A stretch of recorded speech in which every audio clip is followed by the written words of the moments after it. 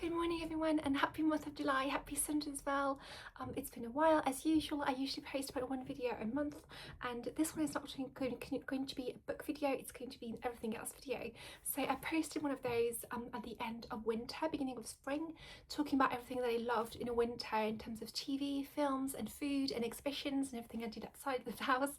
And I wanted to film one as well for what I actually loved in spring as well, so everything I watched and everything I went to see, attended, and yeah, so and cooked. So hopefully this is of interest to anybody else. I love filming those, and it's a way to catch up with you as well, so that's great. These past few months, honestly this entire year has been really overwhelming, has been really packed and busy for me. I know why, mostly because of my dance lessons, but yeah, it's been really overwhelming. I used to be someone who had plenty of time and could do pretty much whatever I liked. I do have plenty of time still, but it's very much, there are many more demands on my time, I suppose, at the moment. And yeah, we went through a heat wave back in May and June actually, which was really overwhelming, and we had no idea how to prepare for a heat wave here in Paris. We were all practically dying. I was certainly dying actually, trying to keep cool in my bed with just a fan, and we have no AC in Europe mostly. And yeah, it was, and I'm going through at the moment a round of teeth whitening as well, and my teeth have been really sensitive. I've been on a white diet pretty much, so avoiding anything that's too staining. So berries are out, even though they're in season, and one of my favorite fruits ever. So berries are out, dark chocolate is out, curries, I don't know, turmeric, anything that stains really is out. And I've been trying to be really cautious for it to work on the first round and not to have to do another round of teeth whitening, because my teeth are so sensitive again, and it's been a pain honestly. And I sleep my sleep has been so disturbed by this actually every night, so it's been a trial a little bit. I'm trying to focus on the positive, so hopefully I'll have better teeth at the end of this. I need to do Invisalign after this as well, which is a huge budget, so I'm trying to budget for that as well. Anyway, and this wasn't the point of this video, but I just wanted to talk to you about my life in general, I suppose, and just catch you up. Okay, so in terms of exhibitions, I'm really great actually. I hope you're doing okay as well. I'm really great. My debutante training is starting next week here in Paris, and I can't wait. I'm very excited but also very nervous. I'm very much an introvert, and meeting that many people is of course part of the experience. It's going to be 30 of us, 15 girls and 15 boys, and I'm looking forward to meeting them all, but I'm also very nervous. So yeah, fingers crossed it's going to go well. I'm just, yeah, I'm excited, but also yeah, just yeah, looking forward to everything. Hopefully it's going to go okay. Okay, in terms of exhibitions, there are currently actually, or were just passed, a few exhibitions in Paris focusing on the 18th century, and I want to see them all, I think. I have a pass called the Paris Museum Pass, I think, which allows me to attend pretty much any temporary exhibitions, any temporary exhibition that's held in Paris within the year. So it's about 50 euros or so, which is quite a deal. And yeah, I went to attend them all pretty much. I used to have a bit of a routine, I suppose, in spring, going to an exhibition practically every Saturday, and I always do the guided tour when I can. So hopefully you can hear me okay. I know I'm quite soft-spoken, I'm sorry about that. I've had a few comments saying that the sound is not that great. I have an iPhone 17 Pro Max. It's not my phone, it's me. I'm very soft-spoken. I've always been very soft-spoken, and I'm so sorry if you can't hear me and you have to just put the sound up. Really, I'm just so sorry about that, but that's just the way I speak, and I don't know what I can do apart from buying a mic, and it scares me to have you that close to me, to have my voice just yeah, expanded for the world to hear. It's a bit yeah, a bit much. So anyway, I went to see a few exhibitions. One was a day in the 18th century. There was a guided tour. It was amazing. It was actually you were immersed. It was very immersion type of tour. So you were immersed in a day in the 19th century, so from the morning till night, and what they would do in a hotel particulier, which is kind of a mansion in Paris, really, so the wealthy, what the wealthy would do from morning till night, how they would organize their day room by room. So you would actually just walk through the rooms, and you would be offered a display of furniture, of objects, of accessories, of draperies, all sorts of things so you could see actually how people lived day to day. This was absolutely fascinating. I wish I could go again. I think it's still going on, so I wish I could go again. And the guided tour was really exceptional because it was actually held at the end of the day, so there weren't that many people left. There weren't that many visitors left in the museum, so we could really walk and just take pictures. And I took many notes on my phone. I was actually quite worried at some point that the tour guide was going to tell me off for writing so much on my phone. I thought maybe she thinks I'm texting people. I'm not texting people. I'm taking notes on what she's saying. It's so fascinating and it's so interesting. I want to remember it for later. So, but hopefully, yes, she understood actually. She understood because she made quite a few remarks which made everybody laugh. Talking about how I should or shouldn't write what she's saying right now because she's not sure, or I should write that actually because it's quite interesting and quite fascinating. And she looked it up by herself, and that was really fun. But yeah, excellent exhibition in Paris. I went to see one about 18th century fashion and the way it's portrayed in media. So it wasn't just about the 18th century. So we had displays of dresses and fabrics and accessories again, and shoes and all kinds of things related to clothing. However, we also had a huge part of the exhibition was about how the 18th century has been portrayed in media since. So, for example, in Sofia Coppola's Marie Antoinette, for example, what the 18th century is like in her films. So, pastels, macarons, very much lingerie type of 18th century, and what it was like then. So you could see actually the influences and the inspiration that 1950s, 1960s, and today's world took from the 18th century and how it's portrayed in media. Very good, especially this dichotomy actually between what it really was, so actual pieces, actual clothing pieces from the era, and what they portrayed the era as today. That was very good. I also went to see an exhibition by 18th century women, and in paintings especially, how it was a guided tour as well. There were only 3 of us. I think it was so good. And this one really focused on how women were portrayed and what type of women were portrayed actually. So mostly the wealthy again, but also women, like for example, painters' wives, that sort of thing, who didn't necessarily have a profession at the time, and how they were portrayed differently, and the type of fashion that was used again in those paintings. And sometimes you could also see the piece, the piece of clothing actually, and the portrait in which it was portrayed just behind it, which was really fascinating to see that really parallel, and to see that discussion really between the painting and the actual clothing just in front of you. Absolutely wonderful. I'm just so proud. I'm just so grateful that we get to see that many exhibitions in Paris. Really, a lot of the pieces that I saw in all of those exhibitions, I'm going to talk about 2 more, were actually mostly for those pieces were mostly in Paris or Versailles. And some of them were actually lent by the Met, for example, in New York, and many museums across the world. And I love to think about this kind of network of museums which organise exhibitions from time to time. I have to borrow pieces from other museums, or most of the time actually from private collectors. And that was another fascinating aspect of those exhibitions actually. One that I saw about Sevres porcelain, so china, fine china, made in France, which has a really high grade, really one of the most beautiful type of porcelains in the world. Most of the collection belonged to one family, the Rothschilds, and they kindly just lent their almost entire collection really for us to see.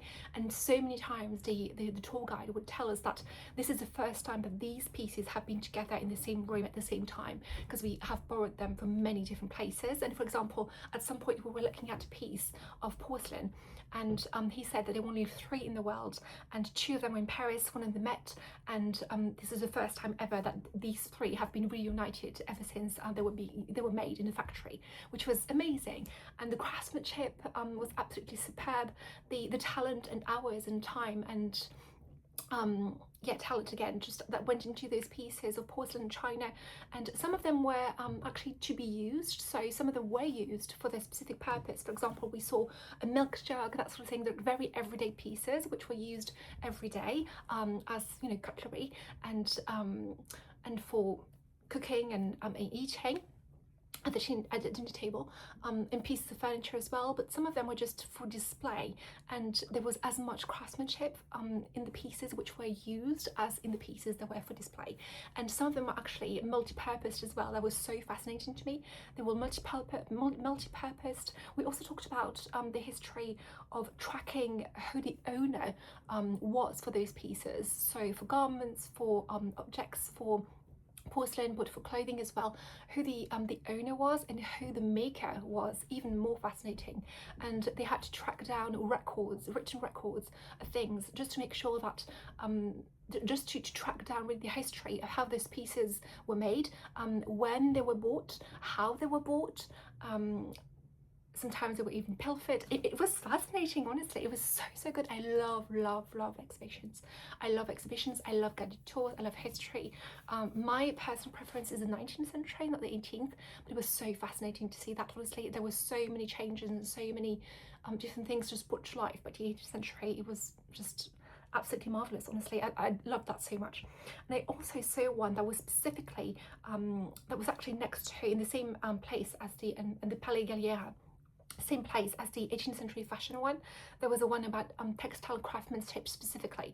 So we saw buttons, we saw examples of specific sewing, embroidery, all kinds of different textile techniques, which were being just on display. And this is part of I think 3 exhibitions which are going to really show the craftsmanship behind garments. So really specific details of clothing, specific pieces of clothing, just blown up, and sometimes just samples of fabrics and that sort of thing, just to see the craftsmanship behind.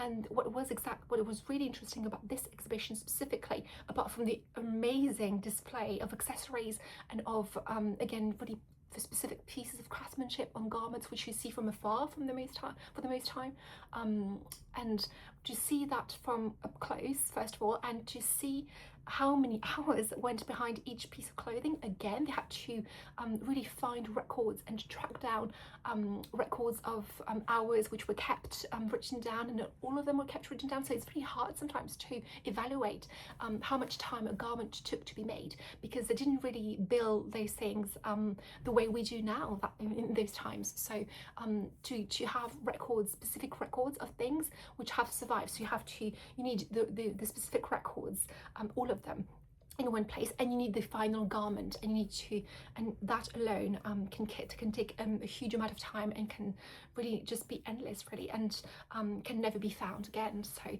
to have both those pieces, to have the garment and to have the records in the same place, to say, well, this garment took amount of time and took that many hours, is very rare. And we had a few examples of those, and that was fascinating. We had millinery as well, so many hats, that sort of thing. Absolutely fascinating. There was a whole room about feathers, for example, which was like how feathers are used, you know, in design, in fashion. Fascinating. I'm so grateful really to live in a city which has so many great things to attend, and so many interesting and thought-provoking things as well, and so many places where you can see history.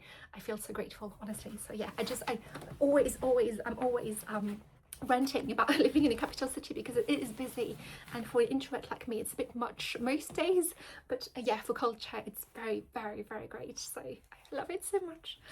In TV I watched quite a few things. I'm going to do this rapid fire. Honestly, I don't want to bore you, but I watched Young Sherlock, which I thought was absolutely amazing. There was 2 storylines actually in this. This is kind of Sherlock as a teen, and meeting Moriarty as well. So Moriarty and Sherlock as teens at university, and how it all started, pretty much his detective career.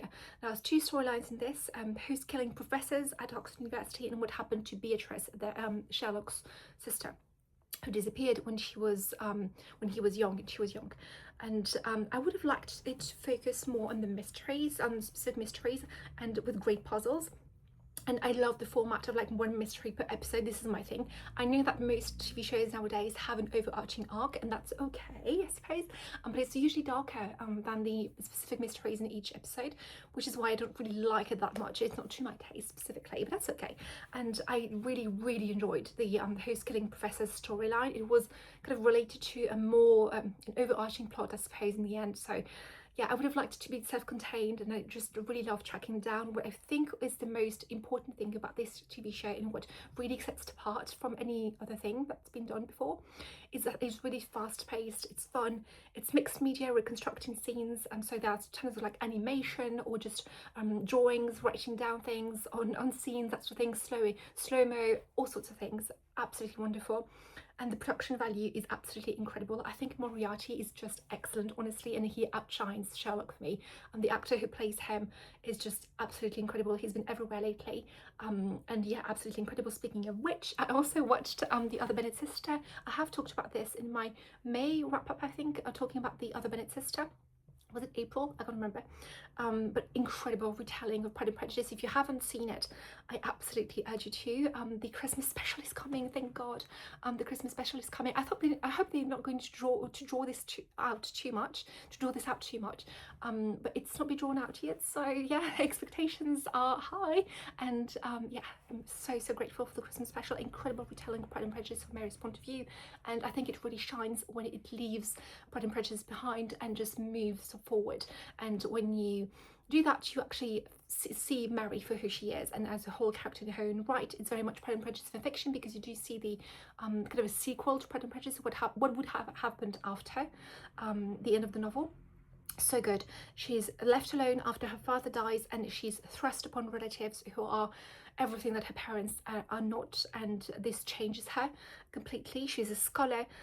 I appreciated her so much. I felt so close to her. I loved her so much in the book specifically, because I also read the book actually at the time, and I think that the TV show does a really great job of the romance. The romance in the TV show is immaculate, and I think the female friendships also in the TV show are really immaculate. I know a lot of people actually were disappointed by The Other Bennet Sister as a whole, because it does portray Pride and Prejudice characters in a whole new light. So because it's from Mary's point of view, and I think that honestly, deep down, if you really think about it, this is probably what they would have done. I know that it's not palatable, and I know that some of your favorite characters might take a blow in this, because yeah, they are who they are, but it's I think it's very true to their personality, and nobody's perfect in this. Mary isn't perfect, Lizzie is not perfect, Jane isn't perfect, their mother is not perfect, Mrs. Bennet, for sure, but it makes them human, it makes them grey, and it makes them interesting, I think. And in the end, it's very clear what's right and what's wrong, and it's very clear that everybody's heart is in the right place. It's just that everybody's different, and everybody reacts differently to different things, and that's okay. And yeah, I watched for the first time ever Brideshead Revisited. I also read the novel actually, but I'm a huge fan of costume dramas, and it's a shame, honestly, it's a shame, and I'm bewildered really that I hadn't watched Brideshead Revisited before, but I have finally. What a gem, what a gem. I absolutely understand what the fuss is about. What a gem, honestly, it's so beautiful. And I actually read the book as well, and it's so close to the book. It is so close to the book. It's a very faithful adaptation. It's very slow, but the book is very slow as well. It's very contemplative. So yeah, I love the first, I think it's the first sentence. Here at the age of 39, I began to be old. I love the way that the Oxford days were portrayed. I think the cinematography and the production value is absolutely amazing. Gorgeous shots, gorgeous way it's filmed. The actor's amazing. I mean, you can't really beat Jeremy Irons, honestly. He's just, yeah, he blows everything out of the water, honestly, for me. He is in this, actually, he plays a man who is part of a rich family but not, so he's an outsider looking in, and he just becomes friends with Sebastian, who is the son of the family really. So he becomes friend with him at Oxford, and they become really close, and he becomes close with the family. The family is a family in the aristocracy who is very religious. They are all Catholics, and yeah, this is kind of a Charles, Sebastian, and Charles and Sebastian's family type of story. And yeah, there is a very strong queer subtext in this, which I don't think is a subtext at all. I think it's just queer, and it's just very good. Honestly, I loved it so much, and it made me sigh in a way that very few things actually made me sigh. It's just very contemplative, and it made me nostalgic for Oxford for sure, and nostalgic for my own student days for sure. And not many things actually do that for me, because not many things are portrayed really the way that I enjoyed university, which is very much as an outsider looking in, especially Oxford. Actually, I was I was from a poorer background than anybody else, and I enjoyed it as an outsider looking in. So it was very much like a museum, like a painting, like stepping into a painting that's come to life for the first time. If that makes sense. I also watched The Jewel in the Crown, which is the other kind of massive production value costume drama of the 80s. This one is set in India. It has all of the content warnings. This was so disturbing, honestly, on so many levels. Do not go into this without having looked up the content warnings. I beg you, do not do this to yourself. I didn't. I didn't pay attention, and I just went in, and I needed huge breaks between each episode. It was so intense. It was a lot, honestly. It's set in India during the Raj and during the final days, really, of the British Empire, of the British rule in India. It's very violent. It's hugely violent. It's also a story, but it stays with me. So it has stayed with me very much. It's very much a story of, I would say, legacy, I suppose. A story of family, of legacy, of very much of racism, of colonialism, of many things, of love as well, and so many things. It's about several families of British white people who are in India ruling for the most part, and what happens to them, to the Indian population, to the relationships they have made with the Indian population once the British rule in India is about to be over, and it is over. Yeah, so just look it up for yourself, but the production value is insane, the acting is insane, and I still think about it to this day. I watched this back in, I don't know, March, April or something. I still think about this to this day. I wouldn't rewatch it necessarily because it was too much. But yeah, I think it should be maybe watched once in your life if you think you can handle it. Yeah, definitely. And it raises so many questions. It's based on a book. I maybe want to read the book. And it raises so many questions, obviously. And it just gives you, I think, a very, I wouldn't say accurate because of course not, but a very, maybe a comprehensive questioning of that time, of this era, I think. Yeah, I watched the Cazalets, which is an adaptation of Elizabeth Jane Howard's books. I have not read the books, and I enjoyed it. However, again, content warnings, not in the same vein, with the same intensity, but a few content warnings definitely.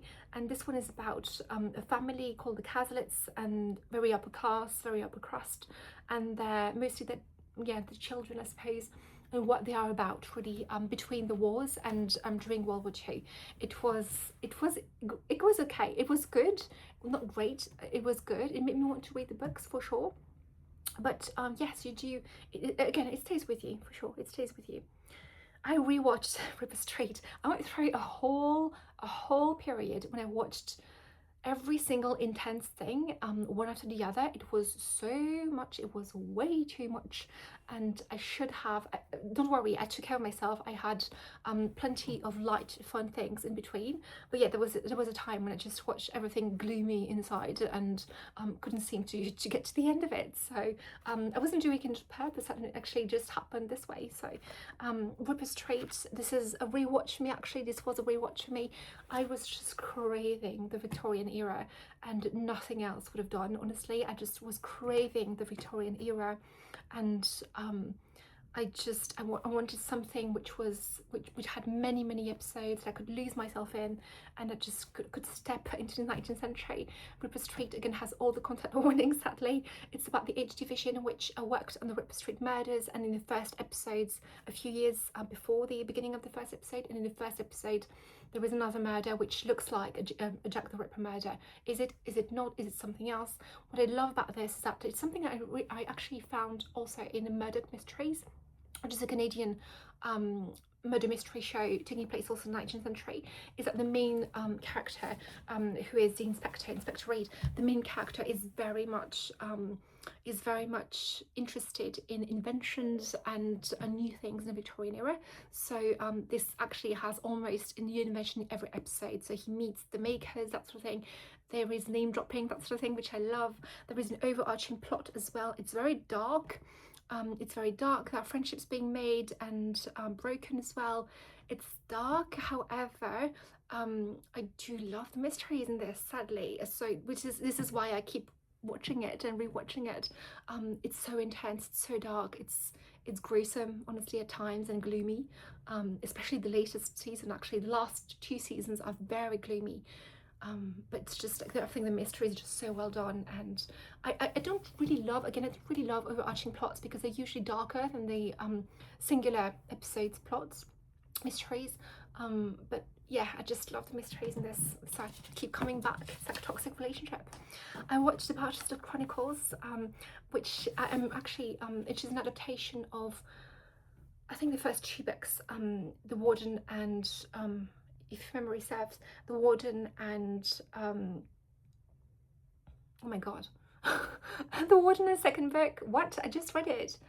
The Warden something and Dr. Thorne. The Warden, Barchester Towers, what is wrong with me? The Warden, Barchester Towers and Dr. Thorne. So this is an adaptation of The Warden and Dr. Thorne, so the first 2 books in the series. You don't need to read the books for this, I have, but the adaptation is so good. It stars a lot of people, including Alan Rickman, and Alan Rickman sadly plays the worst, I think, actor in the series, but love to hate. Incredible actor, obviously, very much missed, but he plays, yeah, the worst character in the series. There are so many funny moments and excellent adaptation, honestly. The characters are so dear to me. I have read The Warden, Barchester Towers and Dr. Thorne, and I can tell you right now that I would not have been able to go through Dr. Thorne without the Barchester Towers without the adaptation. So I watched the adaptation and this gave me the impulse to finish Barchester Towers, which I ended up loving. So highly recommend this adaptation and the Dr. Thorne adaptation on Prime. I rewatched Singin. Season 2 and season 3 are just my favorite things ever, honestly. Season 1 is quite apart. I don't want to spoil anybody, but something major happens at the end of season 1 because something major happened to the show.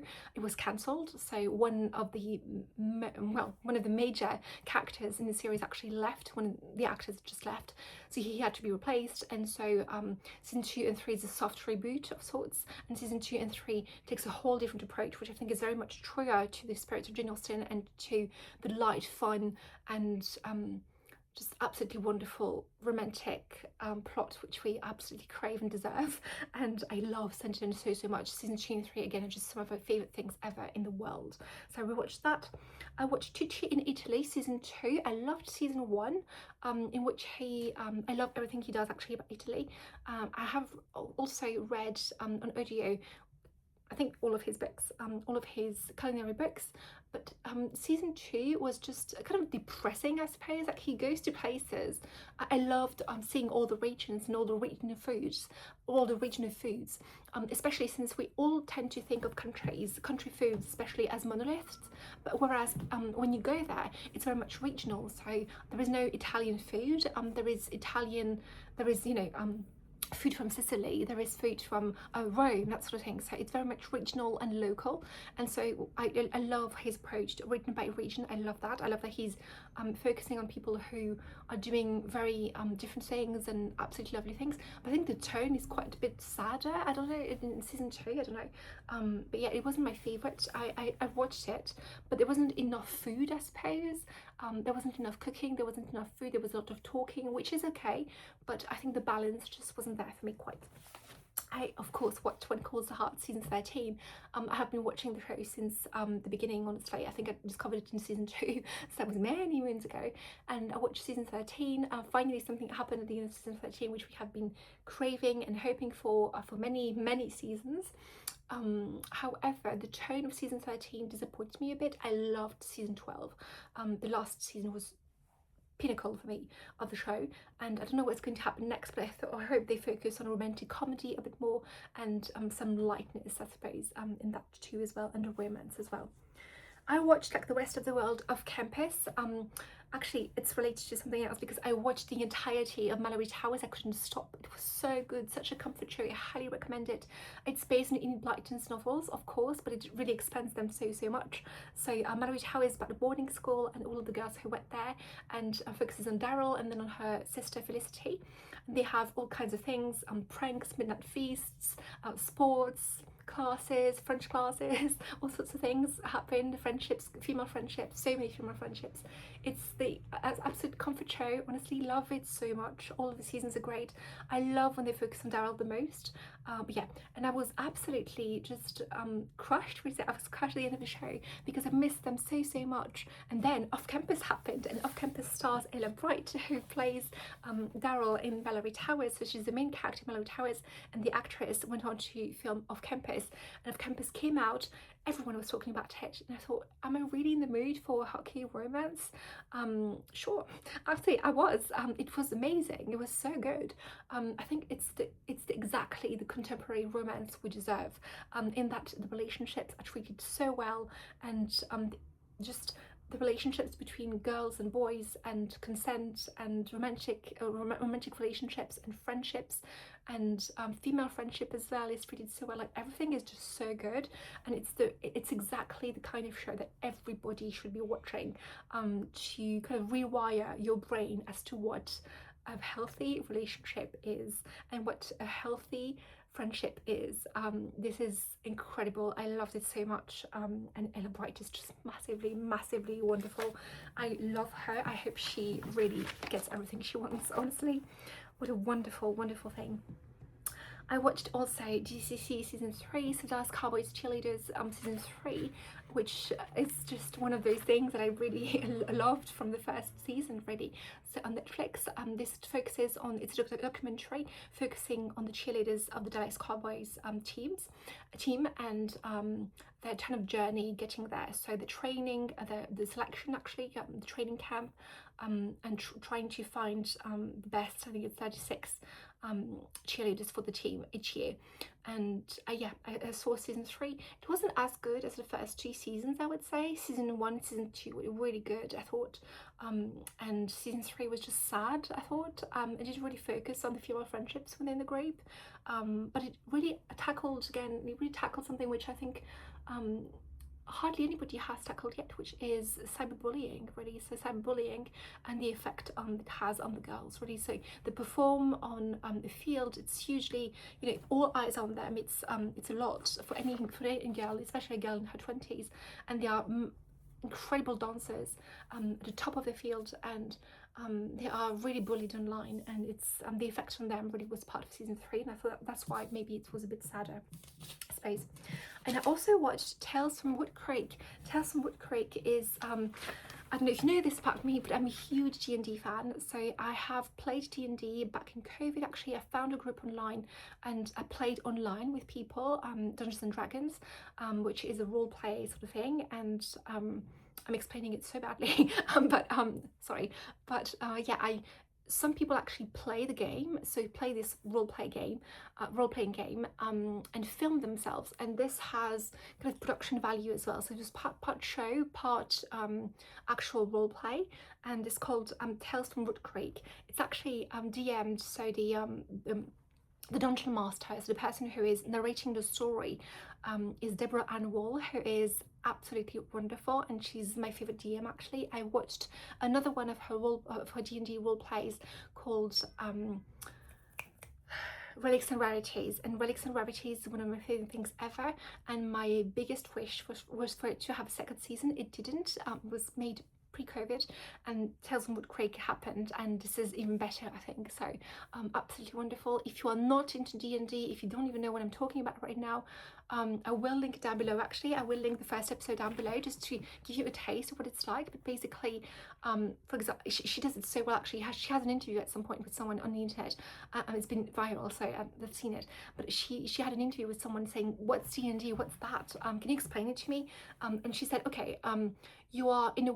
I'm making this up, but you are in a wood, and there is you are in the wood alone at night, and you have no weapons around. You have no weapons with you. You are dropped there, and suddenly you hear a noise behind you. What do? And that's D&D.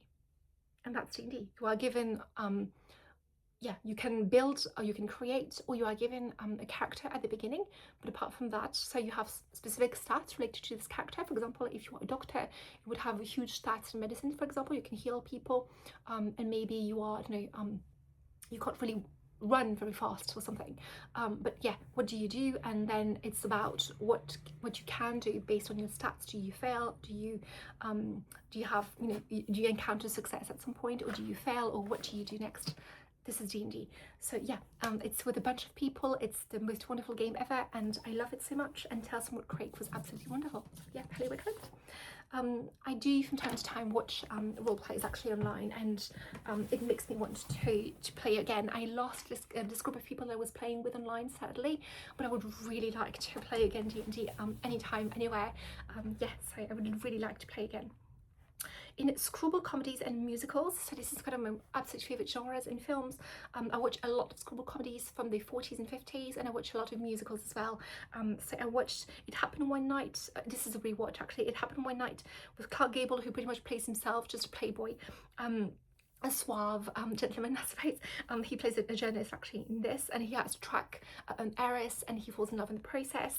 This is one of my favourite things ever. Girl Crazy, I actually had a huge, I just fell in love completely with Judy Garland recently, completely, and I want to watch her entire filmography. I think she's very much, I can see a lot of myself in her. This is, I mean, I'm not just a star, a celebrity or anything, not in that way, but in that she lacked self-confidence, but she also had this huge talent and this massive aura, which I think is just like a girl next door. Like, you can see that she would be just a wonderful girl to hang out with, and just a wonderful friend. And I love her so much, and she's so sweet and very approachable, but also massively talented. And you know, you get a bit taken aback every time she sings, because like, whoa, what is that? You are amazing. She seems very, again, approachable and just girl next door, and then she sings, and she will smile and just light up the entire screen. I love her, I adore her. I could watch her in anything, honestly. So I watched Girl Crazy with Matthew Rooney, who plays a playboy from the city who arrives in American riding school. This is hilarious, and she's the only girl there. It's hilarious. I watched Love Finds Andy Hardy, which is so moving actually. She has a whole song about how she's a kid and Lana Turner is a woman, and she was really cast. Like, I love her. I looked up a few of her a few things about her life, really. I want to very much to read a biography of her at some point, several, but yeah, she was very much seen as a kid for most of her life, really, because of her early roles, and she struggled really to break through as a woman in her own right, and to have romantic parts, for example, and to have a womanly parts. So this song really struck a chord with me. I rewatched for the upteens time Singing in the Rain, which is so funny and romantic. I think Debbie Reynolds is really a dear. I love Gene Kelly so much. She's one of my favourite actors and dancers. I rewatched American in Paris, in which I think the tableaus are quite long and longer than they need to be.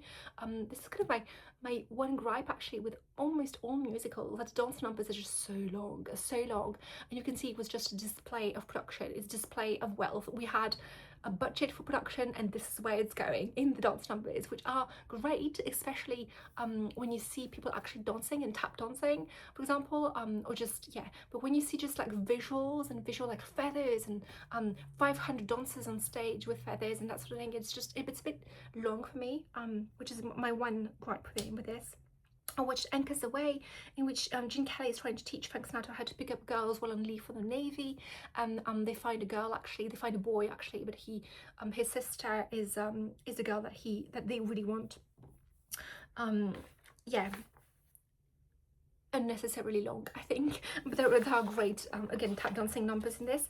I watched the Easter Parade, in which Fred Astaire and Judy Garland star. Judy is a dancer, actually a singer, who's trying to make it into musicals and to shows, and Fred Astaire is at the top of his game. He's called Don, and he's at the top of his game, and his dance part actually leaves him one day, so he has to find a new one, and he finds Judy Garland. I think her character actually deserved a lot better in the movie. There are some fabulous dance numbers, but she's massively in love with him, and he treats her so badly. I love this film for the dancing, of course, but yeah, it's jolly as well, but yeah, she deserved better already. I watched the Harvey Girls, which is about a mail order bride. It's so funny. It's a mail order bride type of story with Judy Garland, who kind of goes west. There is Angela Lansbury actually in this, who makes a great villain. She's gorgeous. She makes a great villain. This was a fun movie. I watched Hands Across the Table, sorry, a 1935 movie, which is a screwball comedy about, this is so good, this is about Ted and Reggie, who are both kind of poor, but Reggie is very much looking for a wealthy husband, and Ted is very much looking for a wealthy wife. So they kind of go on their own journey, on their own path, I suppose, but kind of keep meeting in the process. Yeah, and I really love this quote actually in the movie. Alan says, "The day's just started," and she says, "What a fresh point of view, for me the night's just ended," which I thought was really funny. I watched In a Ghoul All Summertime, which also stars Judy Garland, and it's actually a remake of The Shop Around the Corner, and this is very much a remake of The Shop Around the Corner. So The Shop Around the Corner was a play, and it was a play or a book? It was a play, I think. It was made into a movie called The Shop Around the Corner, which is absolutely wonderful. If you haven't seen it, absolutely do. It's by Ernst Lubitsch. So the Bonte is really, really good. It's so witchy. It's excellent. It was made also in The Good Old Summertime, which is, I really don't care that it's a remake. I just love it so, so much. They have great chemistry, Judy Garland and the male lead. And I love Judy so much. She's so talented, and the songs are absolutely excellent. This is such a jolly movie. And it was also a remake, As You've Got Mail, with Meg Ryan. So yeah, absolutely, I love this story so much, and I think it's just one of the ultimate enemies to lovers story, really. And I love it so much in any shape it takes, really. And I rewatched My Man Godfrey, which is so unhinged. It's one of my favorite screwball comedies. It stars William Powell, and it's just so good. And I just love it so much, honestly. And Carole Lombard, she plays a rich heiress, and he plays kind of a butler. He's hired as her butler, and this is very much the epitome of all you need for an asylum is an empty room and the right kind of people. This is unhinged. If you want to laugh or well, either roll your eyes for 1 hour and 30 minutes or laugh for 1 hour and 30 minutes, you have to watch My Man Godfrey. It's one of the best, I think, for screwball comedies. This is what the term screwball comedy is really all about.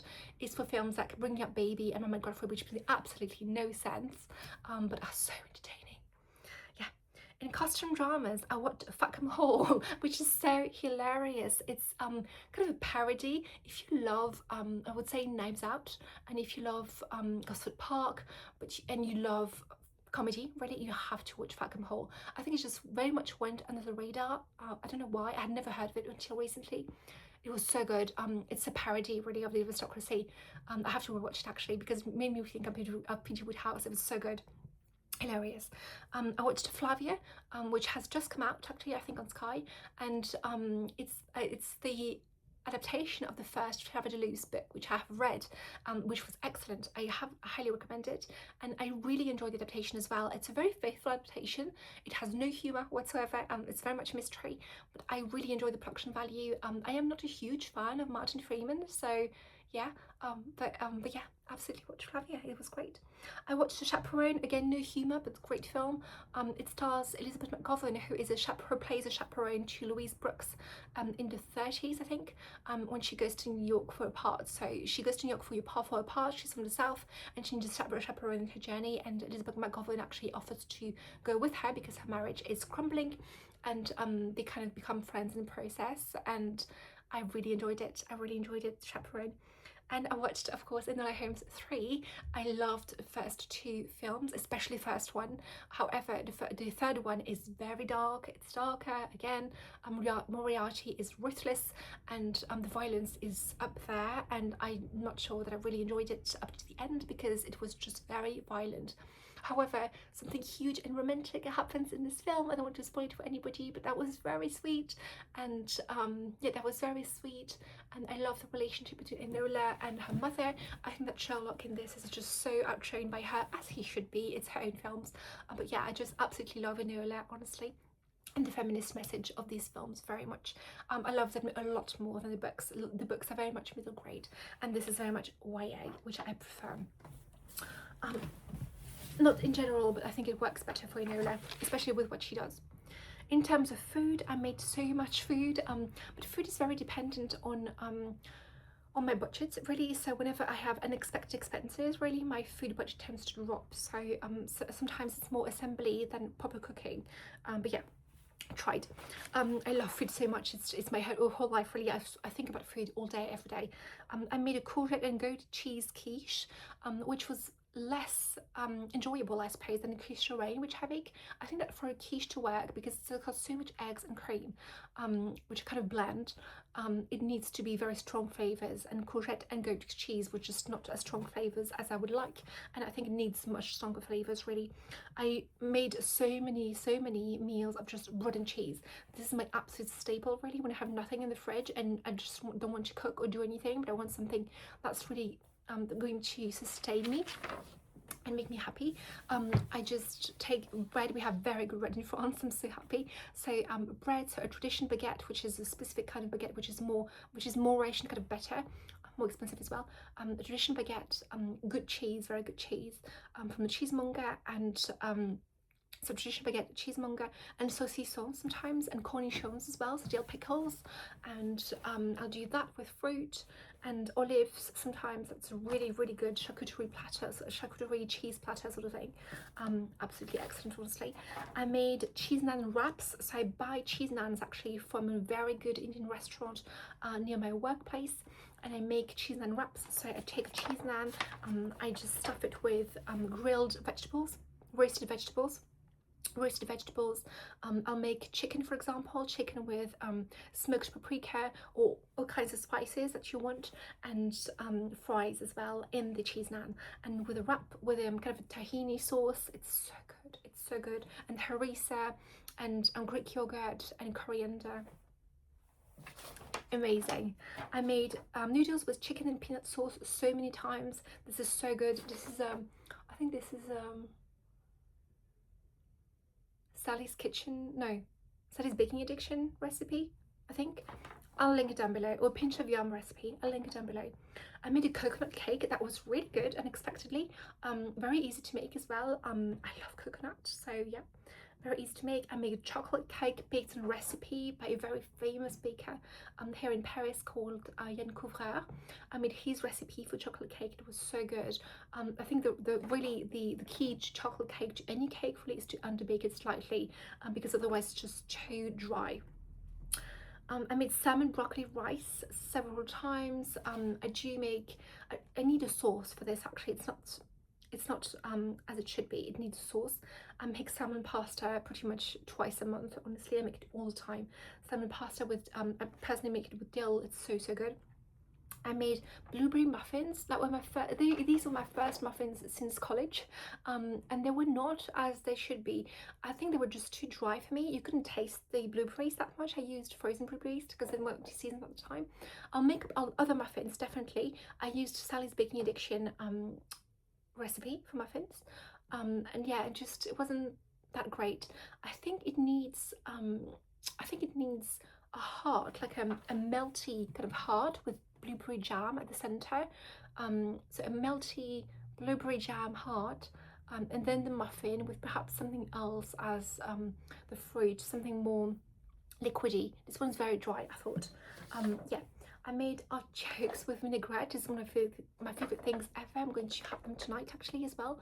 I love artichokes so much. I think a lot of people just don't know how to cook them. They're very easy actually, just boil them. So you just cut the tail and chew the base, and then you boil them for 30 minutes in water, in salted water, and then you just remove the leaves. I like to just take my bottom teeth and just scrape the flesh of the leaves and just discard them, and at the end you're left with an artichoke heart and the choke on top, which you can't eat. So you have to remove the choke, which is kind of a furry kind of thing. Just remove the choke, and then you've got the heart, and the heart you can absolutely just cut like hearts of palm, really. So you just cut it and just put some dressing on it to just dip it into vinaigrette, and it's absolutely excellent. I used to have them all the time as a child, and I haven't had them for many years actually, and I just started buying them again this year, and it's so good. I love artichoke so much, so I'm going to have that tonight. Puff pastry for quiche. I mean, my own puff pastry for the first time ever this year. It's so easy and so good, and especially since I personally add herbes de Provence to my puff pastry, salt as well, and pepper, so it tastes really good on its own, really, and it's a really good puff pastry for quiche. I think that my recipe is good, however it's quite tough, and I don't know how to. I've tried other recipes which didn't work as good, so the advantage really of that, the pro, is that the filling doesn't really drench the quiche, so it's very much dry at the end of it, and the filling is on top, and everything is good. The pastry is very, very crusty and very filling. So but it's quite, yeah, it's quite tough as well. So it's tough, but also, yeah, I don't know, it's crispy. So I don't know how to make it crispy but not tough. I don't know, crispy but still a bit, I don't know, a bit soft, I suppose. I made a pizza which was absolute failure, honestly. The pizza crust was just complete failure on my part. I saw, really, I read many recipes for pizza and I thought I could do it. I did what I could and it was absolutely disgusting. I'm going to try again, but it was such a disaster that I have trauma from that time. Actually, I have trauma from the recipe. I made eggs in purgatory, which I love making so much. It's so easy as well. I made a poke bowl, which was so good. However, the rice has to be made really well for it to keep. I usually cook once, eat 3-4 times with my boyfriend, so it needs to be reusable the next day and the day after that, and the rice has to be just so. So what I usually do is I personally make sticky rice in the rice cooker. And I will reheat it with a bit of water thrown on top as well, so it doesn't make it as sticky. Well, it's still sticky. It has a bit of another consistency, but it's still really good. And that's how I make it, but you can't really make it with any rice. I tried it the other day with, I don't even know what it was, but it was so disgusting. I don't even know. Yeah, I don't know what I did, but it was so disgusting. So the rice is really important. Treat your rice well and it will treat you well. I made a warm goat cheese salad, which was so simple and so good. Just warm goat cheese, like rounds of goat cheese, and I just made that and kept them warm, and on the salad it was absolutely gorgeous. I made roast potatoes with pancetta and garlic. That was so good. Just a tray of roast potatoes with pancetta and garlic. I had that with the rotisserie chicken that I bought from the rotisserie shop. Excellent, really. I made that with plenty of butter and it was absolutely amazing. I mean, parsley as well. I made pasta al limone, which was a bit of a change. My boyfriend wasn't too fond of it because he's not used to lemon in savoury dishes, which I understand, but I thought it was a bit of a change. I thought it was really good, actually. Nice surprise. I made a pea soup with porcelain cheese. That was really good. Yeah, as you imagine a pea soup to be. I think a pea soup really needs to be mint. It really works really great as well. I made it with porcelain cheese, so parsley and cheese, I suppose, in Warsaw. I made a ravioli ham and cheese bake. Oh my god, that was amazing. This was a ham and cheese ravioli, and just a ham and cheese sauce on top, kind of a lasagna style, and just baked that. So 2 or 3 layers and just baked that. It was insane. How can you go wrong, really, with pasta, lasagna sheets, time of ravioli, I suppose, ham and cheese and sauce? I mean, yeah, it was amazing. It was so good.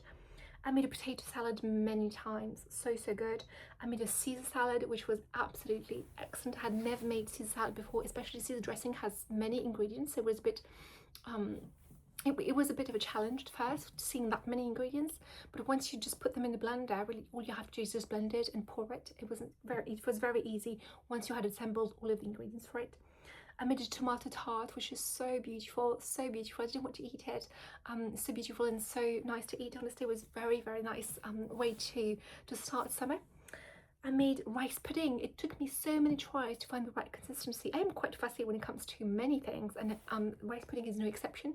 So I made rice pudding and it was too sweet, and then it wasn't as creamy as I would liked. So I had to make many adjustments really to find the right ratio of sugar and cream and milk. I make mine with milk, with whole milk, and at the end, to stop the cooking, I add a tablespoon of creme fraiche, which makes it I made tiramisu so many times, and I finally made it's one of my favorite desserts, and this is one of the least complicated desserts to make, so I make it so often, and I made it to my absolute own specifications to a T the last time I made it. My boyfriend was actually away on holiday, and I made the best tiramisu of my life. It was so good, and to me what needs to be done is to really is to really use up all of the coffee you've got. So make many espressos and then pour the coffee on top. Really just go for it, for it to have a really coffee flavour. I hate drinking coffee, but I think coffee in dessert is so good, and the smell of coffee is unbeatable. That, and I made more cream than the recipe called for, so I just multiplied it by 0.5, so I had more cream really, and just the amount of cream plus the coffee.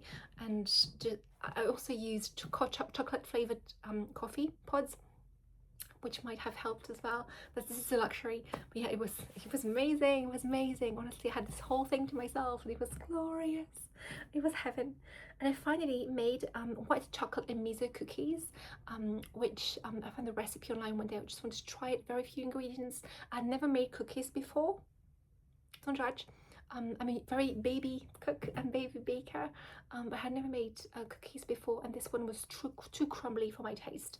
Again, I'm very fussy. I know what I like, I know what I love, and I think I need my things to be very specific and very just so. So I need to tweak the recipe again, but the miso and white chocolate, actually contrary taste of miso, it's just got a bit of a savoury base to it, which is so nice. With the white chocolate, it actually cuts through the sugary white chocolate. It's so nice, but the texture is just not where it should be for me, so I need to tweak it again to make it perfect. We managed to do all of that in under an hour. I am so proud. Thank you so much for sticking with me through all of these long videos and through my YouTube channel and journey. Yeah, I'm going to start my debutante training next week, so there will be no videos for many a week, I'm afraid. I'm not going to do a June wrap up of my reading because June was erratic in terms of reading. I'm reading what I can when I can, and yeah, but it has been a really intense year, again an overwhelming year, because I added so many things to my calendar, to my schedule, and yeah, I've had less time for reading, less time for being just me, so I'm trying to find pockets of time to really take a deep breath and to try and find a routine again. This is very important to me, and yeah, I'm trying to focus on that this year. So having activities which I enjoy, but also taking downtime for myself and taking as much free time as I can for myself. So really protecting my time is my #1 priority this year. So yeah, in this period of protecting my time, I'm going to leave you right here. I hope you have a fantastic summer. This is my least favourite part of the year, but who cares? I am going to see you probably in autumn, actually probably in September. I hope before, but maybe not. And yeah, I hope you have a fantastic summer and do all the things you love doing in summer. I do love summer for the food, I'll say that much. The fruit is absolutely incredible, honestly. I just can't wait to eat berries again after my teeth whitening treatment. And yeah, and do all of the recipes that I can and just enjoy life really. Less heat would be preferable, but yeah. Thank you so much for watching, and I hope you have an amazing Sunday. Bye.